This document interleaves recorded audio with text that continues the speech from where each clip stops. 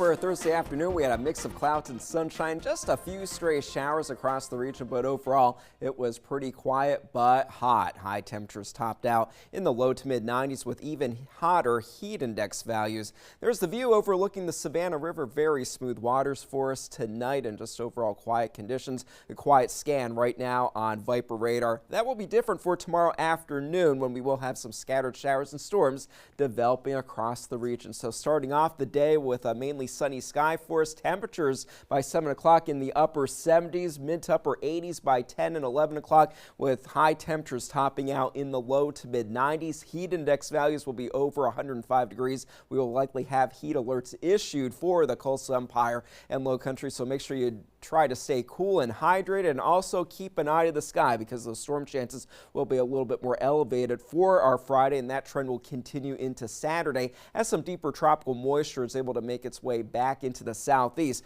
High pressure is down to the south, so that is promoting that flow from the Gulf, but some of that moisture is actually feeding off of the system in the southern Gulf that has a chance of becoming a tropical system before moving into Mexico or South Texas. But either way, for us locally, we're looking at a hot and stormy pattern for Friday afternoon and into our Saturday. Hour by hour, Vipercast shows us that tomorrow morning we will start off with some sunshine, a little bit of cloud cover further to the south with temperatures in the 80s and even 90s before lunchtime. Most of us will be in the 90s by noontime, and then it is in the afternoon when we will begin to see showers and storms begin to develop around the region. We do have the risk that where the storms do set up, we will have some heavy downpours, and also with the temperatures in the lower and middle 90s, there will be plenty of energy to work with that. We might have a few stronger storms to maybe even borderline severe storms developing before we lose that daytime heating into the evening hours. Even by 9 and 10 o'clock, there's still a chance that we could have a few showers or thunderstorms rolling through the region, with conditions staying